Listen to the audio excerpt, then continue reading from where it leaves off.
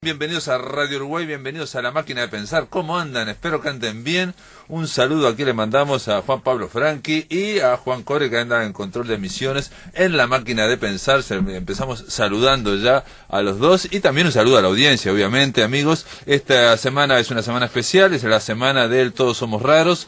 El viernes vamos a estar en un nuevo encuentro de Todos Somos Raros. Va a estar con nosotros el argentino Ariel Bermani, el uruguayo Felipe Poleri, y va a iniciar la música el también uruguayo Daniel Drexler. Así que a las 19:30 horas en el Centro Cultural de España vamos a estar en un nuevo encuentro que tiene el centro, digamos, lo pusimos nosotros de alguna forma, el centro es el arte de la escritura. Pero hablaremos de esto más ampliamente. Ahora quiero darle la bienvenida, a ver si me abre la puerta, a Gabriel Gali y su portazo. ¿Cómo andás? ¿Qué tal? Bueno, en realidad, la vez pasada llegamos justo al portazo cuando vos casi me agarrás los dedos con la puerta del programa.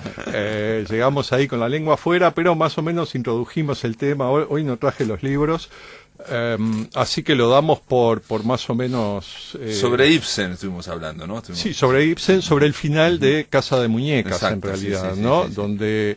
Donde surge el título de esta columna, que es el portazo. El portazo, claro. Y lo que tratamos de mostrar muy rápidamente al final y a las corridas es cómo las traducciones al español de la didascalia están muy lejos del dramatismo escritural con que Ibsen las escribe, digamos, claro, ¿no? sí, aclaramos, sí. Entonces... ¿por qué vale la pena las entender didascalias esto? Eran las acotaciones de que hace el dramaturgo en la escena para el director y los actores, ¿no? Exacto. Entonces, que es un término que viene del griego, ¿no? Sí. Y que originalmente didascalia tiene la misma raíz que didáctica, claro, ¿no? Es decir, los griegos con esta palabra designaban dos grandes áreas de problemas. Uno, la inscripción de las obras de teatro, su registro, y también las instrucciones, porque viene de didáctica y de instruir, ¿no? Claro, instruir son instrucciones. Ahí va. Entonces, cuando había un encargado de la obra, eran las indicaciones que él le daba a los actores, que era todo un tema complejo, porque el coro, por ejemplo, era aportado por las distintas tribus. Bueno, pero ese nos sacaría de tema, no vamos a entrar ahí. Lo importante es que didascalia, en este caso, se circunscribe a este tipo de indicaciones que da el dramaturgo. Pero hay algo que tenemos que entender y que me parece importante y que es obvio para por lo menos el 90% de la audiencia quizás, y es el hecho de que el teatro es un género literario. Claro. Pero esto, ¿qué quiere decir? Quiere decir, entre otras cosas, que la didascalia es un recurso literario para un escritor y no solo una instrucción para el director o los actores. Bueno, en el caso de Ibsen claramente era un recurso literario porque mete metáforas, se me está metiendo, ¿no? Es decir, una serie sí, pero además, por el hecho de que el objeto primario de la obra de teatro es el libro. Porque lectores de la obra de teatro son todos, incluyendo el director e incluyendo los actores, pero también el público en general. Cuando se publica como libro, digamos, ¿no? Siempre se publicaba como libro. Claro, ese era el negocio de Ibsen. Si Ibsen iba a esperar por las entradas vendidas, se moría de hambre. Ah, mirá, ese dato no lo tenía. ¿No? ¿No? Claro. Todo eso que estás mencionando, estoy pensando en el siglo XX, después fue evolucionando, hubo grandes dramaturgos que empezaron con esas instrucciones, digamos, esas acotaciones, a poner acotaciones poéticas, ¿no? Por ejemplo, entra como si fuera una leve día de primavera, ¿no? Claro, en el caso que vimos la vez pasada... Que no sean tan prácticas, me refiero, no eran instrucciones tan prácticas. Claro, tienen el problema acá no es tanto si la utilidad es práctica o no, sino que útil o no hay que vertirla en un sentido que también es poético. No nos olvidemos que Ibsen era un poeta y se consideraba un poeta y más allá incluso, diría yo, de los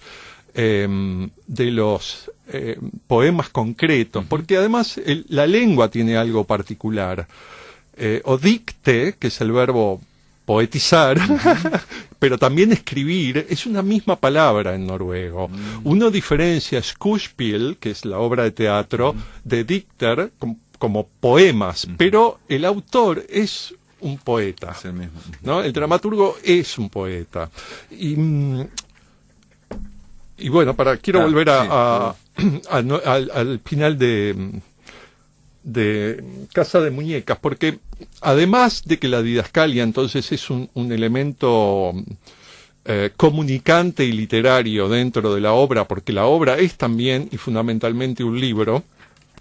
Y digo que es fundamentalmente un libro por varios aspectos, no solo porque va a salir publicada en el formato de libro, sino porque el autor está llevado a comprimir algo que acontece en las 4 dimensiones, las 3 del espacio más el tiempo, en la unidireccionalidad de la línea escritural. Sí, claro, Ibsen no escribe con máquina de escribir, escribe con pluma.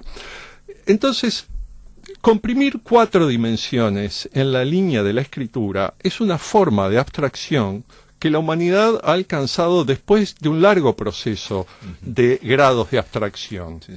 Igual no es fácil, digo, representar las multidimensiones en esa cuestión tan binaria como la escritura, ¿no? Sí, destaco ese aspecto porque una vez escrita la obra y publicada, el director y los actores tienen que hacer el camino inverso.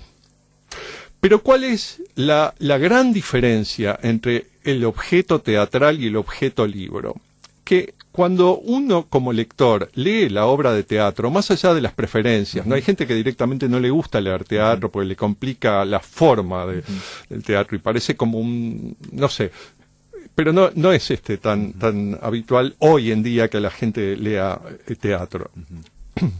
En esa época, no nos olvidemos que estábamos viviendo el monopolio de la imprenta todavía, es decir que la escritura, el libro impreso es monopólico prácticamente. Sí. Solo en ese momento lo que hay es como competencia a nivel de imagen, es que no es competencia, es complementario, es la fotografía. Pero eso vamos a dejarlo por ahora, capaz que lo retomamos más adelante, pues es muy interesante seguir la historia fotográfica de Ibsen, no solo de Ibsen, de cualquiera de esa época, porque es un momento de mucha transformación mediática. Y desde un punto de vista mediático, justamente, cuando el director tiene que hacer la puesta en escena, debe descomprimir las 4 dimensiones nuevamente de la unidimensionalidad de la línea.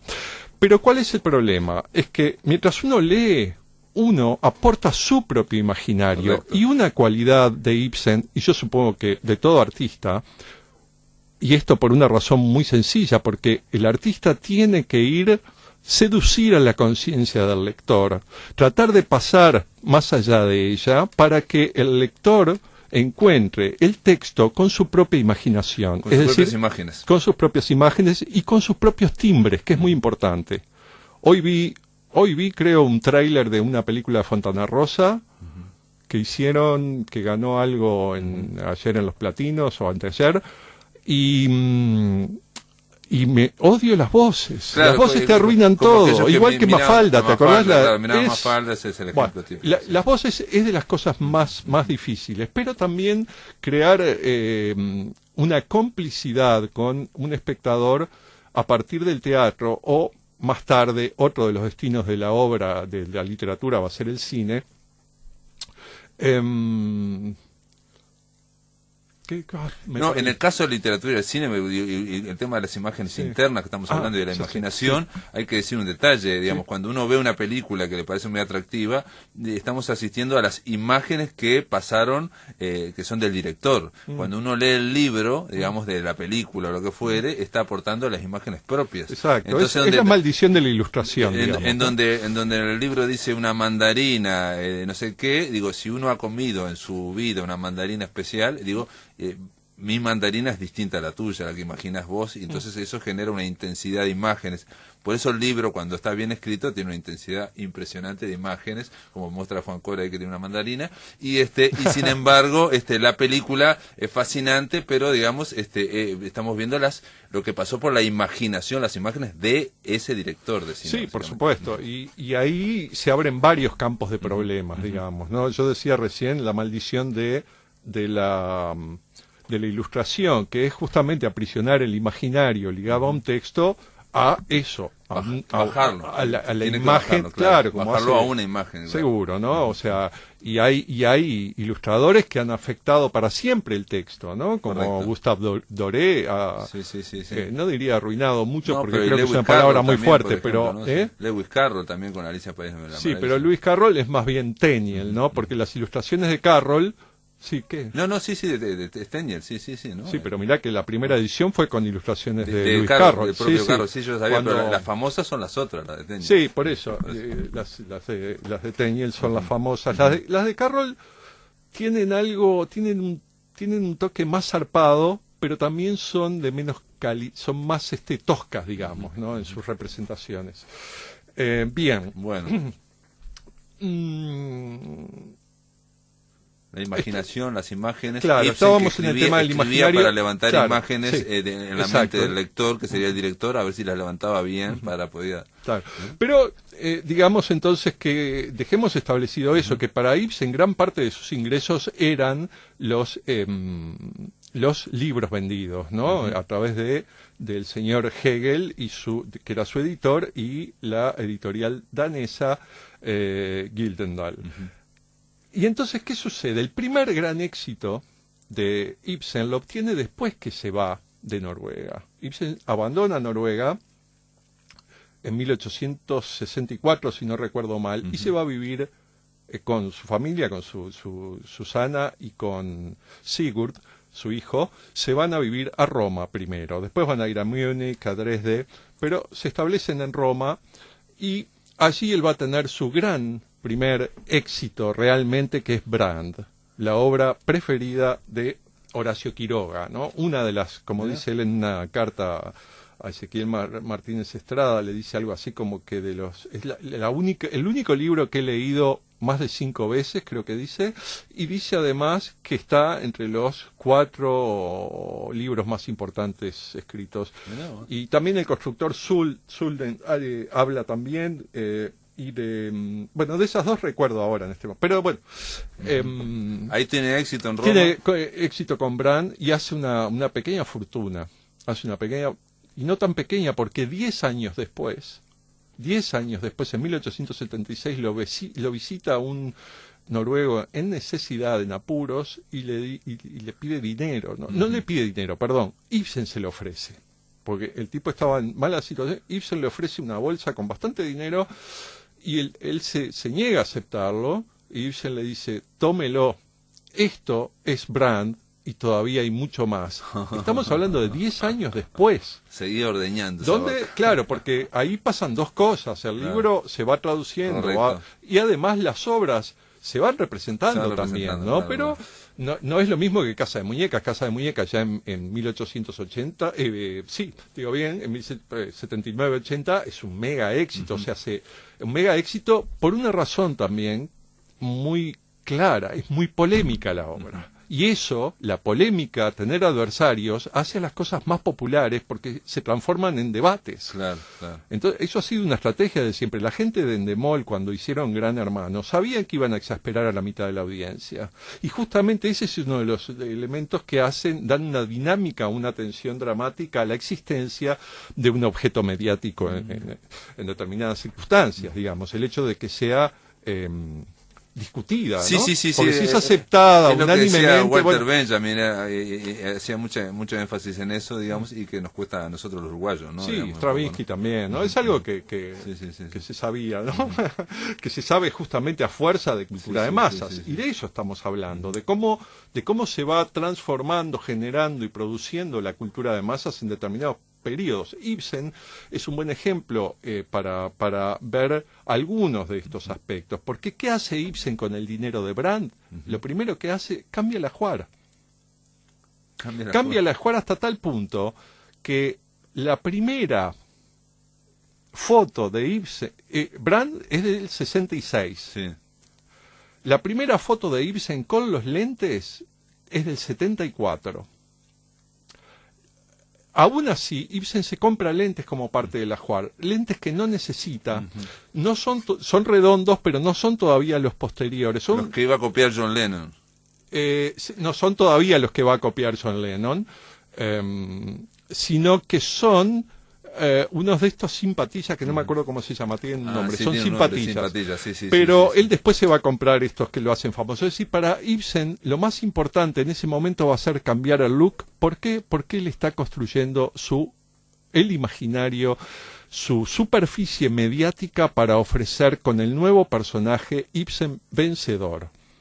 Ibsen exitoso. Me dicen que se llaman polémico. Impertinentes, se llaman esos lentes Puede que no ser. tienen, Sí, no tienen muy bien, patillas. gracias.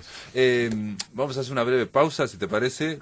¿Cómo no? Terminamos esta parte de Ibsen ¿Cómo y no? bueno, pero ya dejamos planteados los lentes de Ibsen y el vínculo con John Lennon. Sí, porque él cambia lentes de un músico por los lentes de Ibsen. Él usaba otros lentes, de Buddy Holly. Después de la pausa, amigos, continuamos aquí en La Máquina de Pensar con Gabriel Gali. En el aire de Radio Uruguay, La Máquina de Pensar. Necesita presentación, como decían los locutores de antes, ¿no? No necesita presentación, pero me gustaría agregar un epílogo, digamos, ¿no? Que esta canción de los Beatles, que es única por un lado, pero que tiene algo en común con otras, como Hey Jude, es el final raro, el final largo, el final con armonías, con citas musicales, sonoras, y el principio. Porque el principio empieza con una frase de la Marsellesa. Sí. Y para mí eso creo que me parece que es bastante claro que se trata de un gesto irónico por parte de los Beatles, porque la Marsellesa es algo así como el himno más cruel, sangriento, violento y poco pacifista de los que yo conozco. Sí, pero también está ligado, bueno, a la Revolución Francesa, a los derechos humanos. Sí, entonces, también está ligado a eso, Sí, sí. pero con esa paradoja. Sí, correcto, y creo correcto. que Sí, la paradoja juega más para el lado porque para un inglés significa algo muy claro el himno francés. Ah, claro, que es muy diferente para el resto del mundo, que no tenemos ni siquiera por qué saber francés ni por qué entender lo que dice la letra. Pero cuando lo investigamos un poco, vemos que es una canción netamente marcial, una marcha marcial, escrita por militares para enfrentar a los prusianos. No está escrita por revolucionarios que aman la libertad. Está escrita por patriotas chauvinistas que quieren defenderse contra sus enemigos de siempre y eternos. Marchón, ¿no? Ale, Marchón. Sí. En la última película de François Ozon, que es sobre después de la Primera Guerra Mundial y habla una gran crítica a la guerra, te ponen en Alemania un cántico de estos alemanes, digamos, ¿no? En Baviera, y del otro lado te ponen una escena que es espejo cantando en un boliche la Marsellesa, y ahí queda claro que es para la masacre, ¿no? Sí. Y hecho como por Casablanca. Y bueno, en Casablanca, Sánchez Ferlosio dijo que en Casablanca, Rafael Sánchez Ferlosio, que era tan elogiada, decía que para él era la escena más fascista que había visto en su vida. Sí, no sé si es fácil, a mí Casablanca, bueno, está, no importa, quiero distraerme. Pero me refiero a que es muy marcial, digamos, patriotera. Sí. Bueno, además, esta canción de los Beatles, en estos, sobre todo en el rasgo del final, ha influenciado mucho, sobre todo, yo diría, ha influenciado a todo el planeta, ¿no? Claro. Eso, vamos a empezar por ahí. Pero hay dos músicos uruguayos que creo que han tomado esto de un modo más singularmente productivo. Y son Jaime Ross y Hugo Fatoruso. Para mí, bueno, Jaime es glorioso los finales psicodélicos de Jaime, ¿no? Que obviamente son una forma personal de retomar esta idea de los Beatles y quizá no solamente de los Beatles, ¿no? Es una idea como el eterno retorno, ¿no? Algo que no se va a terminar nunca, ¿no? Jaime enfatiza el aspecto ese de la repetición y el delirio en la repetición, que es un poco una idea minimalista. Hipnótica también, es ¿no? Hipnótica, digamos, justamente. En trance, digamos, se va a la murga, se va. Así es. Sí, sobre todo en Siempre son las 4, ¿no? Y en Adiós Juventud, que son los discos para mi gusto creo que más psicodélicos de Jaime, no exclusivamente, hay otros y hay temas dispersos y demás. Y el otro es Hugo Fatoruso, porque Hugo Fatoruso ha incorporado mi ejemplo, nuestro amigo común Neil Wise, productor norteamericano de los discos que hizo Hugo, Homework, por ejemplo. Neil decía, para mí Hugo es John Lennon. Hugo Fattoruso. Sí, Hugo es John Lennon, me decía él. Hugo es, bueno, un día estaba en la casa de, no sé si conoces a Mike Mainieri. Mike Mainieri es un vibrafonista norteamericano que tuvo una banda muy, muy famosa que se llamó Steps Ahead, pero además él era un músico de sesiones, ¿no? Y una vez estaba yo en la casa de él, tiene una casa ahí en la calle 4, en el Greenwich Village, y a los pocos minutos de estar hablando me dijo, ¿qué pocos minutos? A los 30 segundos me dijo, Uruguay, Hugo Fattoruso. Y le digo, ¿conocés a Hugo? Me dice, sí, conozco a Hugo. Tocamos en varios discos como sesionistas, ¿no? Que es algo que hay músicos que incluso hasta se especializan en eso, ¿no? No es este el caso, pero y Hugo de alguna manera lo ha incorporado este aspecto como un rasgo de personalidad más allá de la época de los Shakers. No me refiero a eso, me refiero a Hugo Fattoruso y en ejemplos fundamentales como Malísimo de Opa Trío, ¿no? Que hay, en ese tema, digo en todos, pero en ese particularmente uno siente esas armonías muy parecidas a las de, muy parecidas no, pero que en las que resuenan el final de All You Need Is Love, donde resuenan algunas de las armonías extrañas de los temas de Harrison que están en el Submarino Amarillo, por ejemplo, Another Song, por ejemplo, se me ocurre ahora, bueno, este que nombrábamos, y Hugo, hay algunos lugares donde vos te das cuenta, por ejemplo, en discos donde Hugo Fattoruso participa como músico invitado, que te das cuenta cuando Hugo tiene predominancia, como por ejemplo en Brejo da Cruz, de Chico Buarque. Ahí uno escucha esa canción y ve que es Hugo Fattoruso, más allá de que hay otros músicos, es la cabeza de él, y el final de Brejo da Cruz repite esta idea genial que Hugo y Jaime hacen, cada cual a su manera, de estos finales extendidos, ¿no? Y con armonías extrañas. Hugo, en eso ¿Querés escuchar la Brejo da Cruz? Vamos a poner un poco. Sí. Para mi oreja, ¿no? Nunca le pregunté a Hugo, no sé bien cómo fue el tema de la realización y la grabación de esta canción. Pero antes de esto, unos años antes, en 1977, cuando llegó Magic Time, fue una cosa impresionante. ¿Hablamos de Magic Time? No. No. ¿Acá al aire? No. No. Porque Magic Time, ese disco que graba Opa en Berkeley, en California,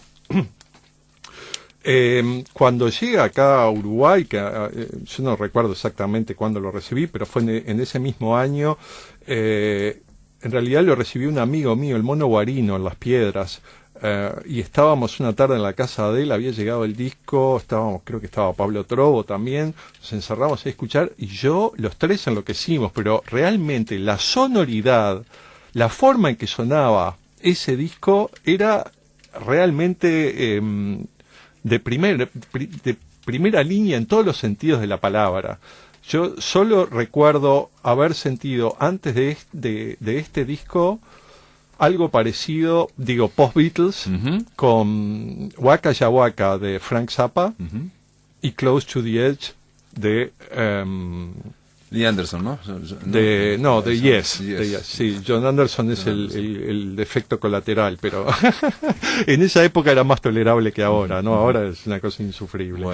Bueno, una cosa que me quedó en el tintero por decir es que una cosa más quiero decir. Sí. Que quedan 3 minutos. 3 minutos, exacto. Okay. Que Hugo también ha hecho cosas increíbles. Digo, no quiero que esto que dije de la influencia de los Beatles se tome como algo, no sé cómo decirlo, como una influencia rara, foránea, todo lo contrario, porque Hugo ha tenido la virtud de transformar eso no solo en algo personal, sino que además Hugo ha tenido esa capacidad de sacar al Uruguay hacia afuera de una manera singular y personal, ¿no? O sea, lo que él logra con Milton Nascimento en distintas etapas de su carrera y sobre todo cuando hacen la grabación de Viromes y Servilletas de Leo Maslía, que es con ese disco Milton Nascimento gana un Grammy, y cuya versión en español es muy buena. A mí me sigue gustando más la de Leo Maslía, pero acá no se trata de eso, porque el arte siempre es abrir más y más posibilidades que no compiten entre sí, sino que dan su propio modo de desarrollar una idea, ¿no? Y la versión en español está mucho más lograda que en portugués porque le cambia la letra y eso un poco me molestó. Milton le cambia y pone Río en vez de Montevideo y nada. No es así porque nosotros no le hubiéramos hecho eso. Nada más. Es como Lincoln, el cuento de Lincoln y el Indio José. Lincoln parece que pasaba... Esto se lo escuché... Yo era un niño, se lo escuché a Carlos Maggi. Cuando yo era un niño, después lo conocí, me parece una persona entrañable, por el cual tuve mucho afecto, y por Marco, bueno, ni hablar. El cuento era así, dice que Lincoln pasaba todos los días por un pueblo, y ahí había un indio José, que estaba sentado siempre al lado de la entrada de uno de estos provisiones, ¿no? Y un día pasa y el indio no está, y se entera Lincoln que había muerto. Entonces le escribe un epitafio, y el epitafio decía algo así como: Dios, perdona al indio José, porque si el indio José fueras tú y tú fueras el indio José, él te perdonaría. Perfecto. ¿Tenemos más tiempo o no? No, me queda un minuto. Sí, un minuto. ¿Un minuto? No, Entonces te cuento una historia corta. Ya terminamos. No, es que ya no me dejan. Se terminó. Miedo que te robe un minuto Gabriel más. Gali, gracias por estar acá, por este portazo placer, extendido y ampliado. Pero vamos a irnos con Malísimo. Tiene razón, Juan Core, tiene razón. Queríamos recordar Malísimo, Dale, por favor, sí, de Magic Time. Dale, a ver. Amigos, continuamos en La Máquina de Pensar, llegamos al tercer bloque después del portazo de Gabriel Gali, que esta vez estuvo extendido 2 bloques. ¿Para qué? Para darle la bienvenida, para hablar unos minutos con el que va a ser uno de los 2 protagonistas este viernes en el Todos Somos Raros, en el Centro Cultural de España, Ariel Bermani. ¿Cómo estás? ¿Estás bien? ¿Cómo andás? Muy bien, excelente. Excelente. Y más con esto de que me hayas incluido en Todos Somos Raros. Me siento tan identificado con eso. Me encanta. ¿Cuándo termina una novela? Me parece que eso es lo más difícil de determinar. Creo que es más intuitivo que real. Una sensación, la necesidad de volver a mi propia vida y dejar que los otros, los personajes, sigan en sus cosas. Ese es un fragmento de tu libro, Procesos Técnicos, del cual vamos a estar hablando, ¿no? O sea, conversemos un poquito de este libro.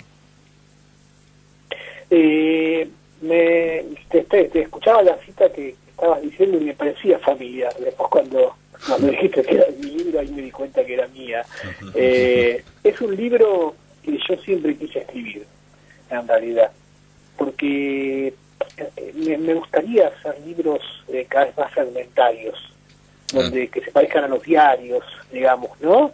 Que tengan una mezcla de relato, de reflexión, de lo que sea, de poesía, todo eso mezclado. Miscelánea, un libro muy abierto, de miscelánea, claro.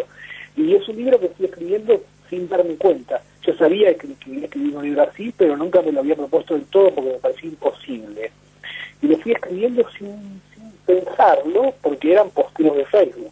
Era una cosa muy relajada. Yo quería hacer un libro muy relajado.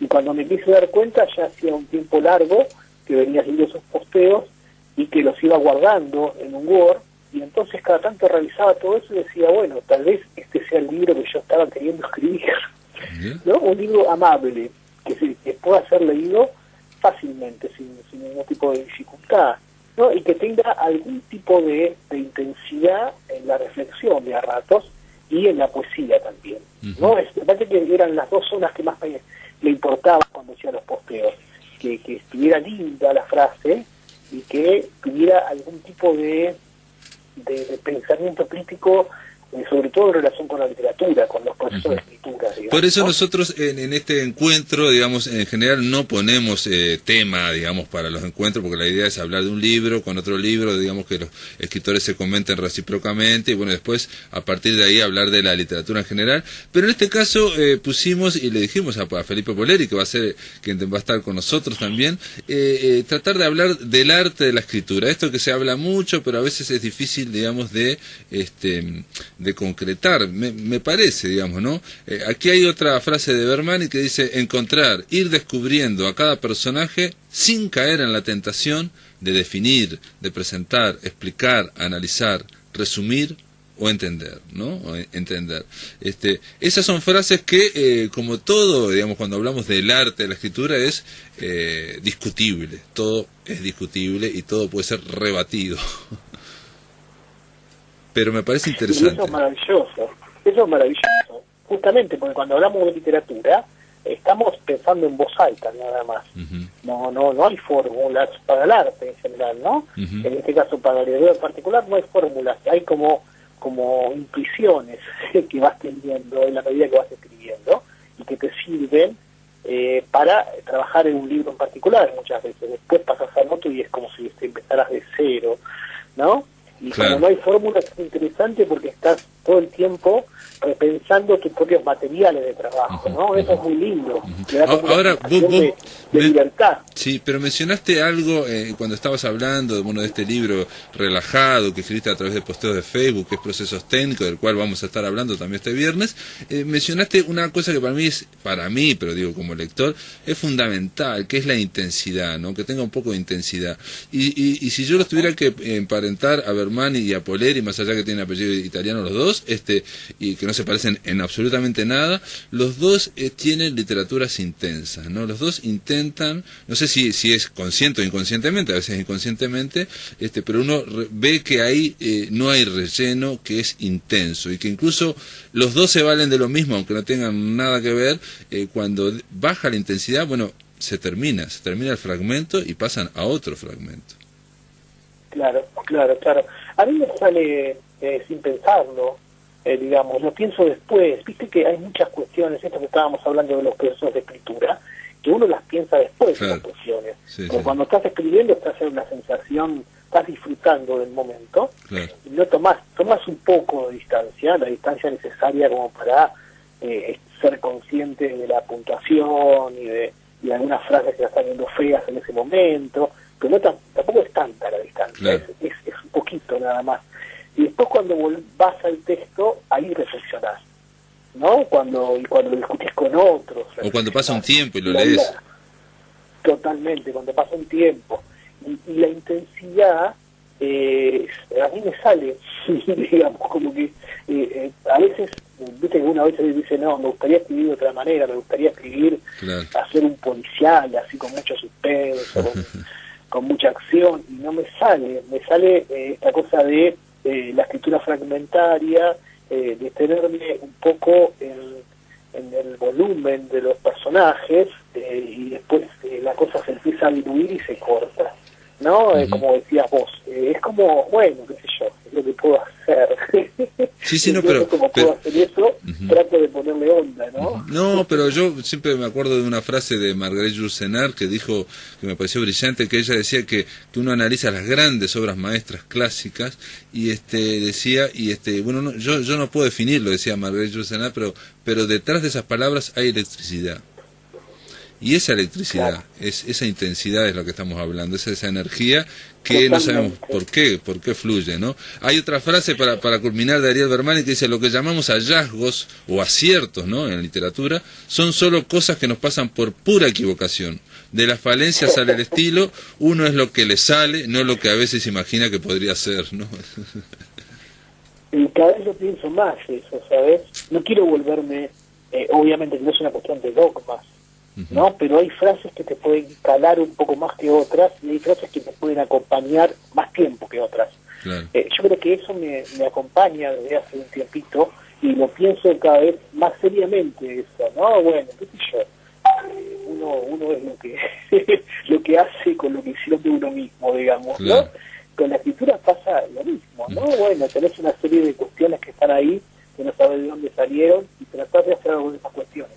A mayor conciencia de eso, tal vez un trabajo más intenso puedes lograr, ¿no?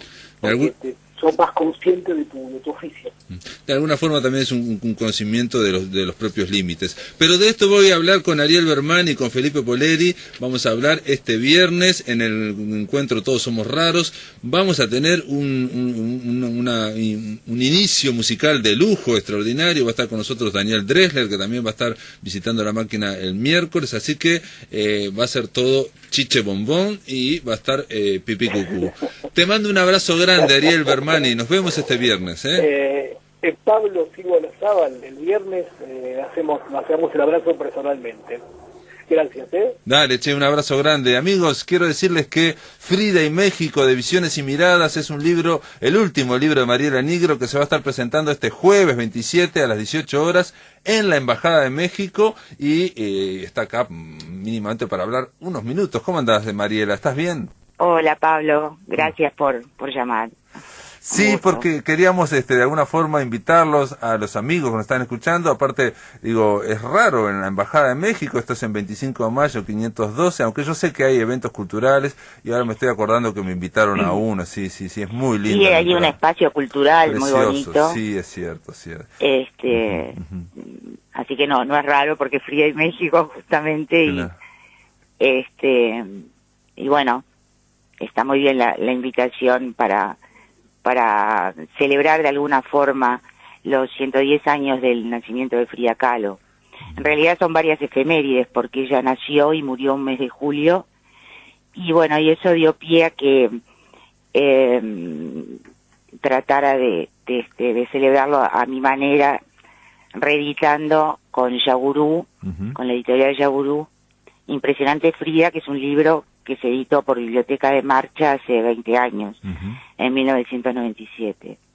Y también trae un diario de México, un diario de viaje de 2001, que es inédito, que fue justamente escrito con posterioridad a haber escrito Impresionante Frida, y también el ensayo Dolor de Espejos, que fue el otro género en el que incursioné a raíz de esta investigación sobre la gran pintora mexicana.